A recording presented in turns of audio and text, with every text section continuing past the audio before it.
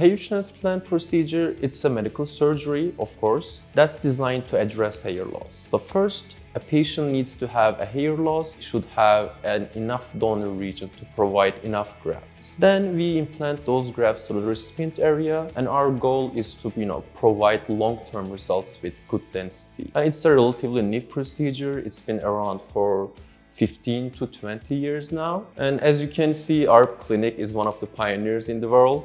I mean, this is definitely a real surgery, the real medical surgery. And if you have a chance to see one of the hair transplant procedures, you will see that the operation, it takes around 7 to 8 hours. There are a few critical steps to this operation. That's why our patients are always under doctor's supervision, and the procedures are held under sterile conditions.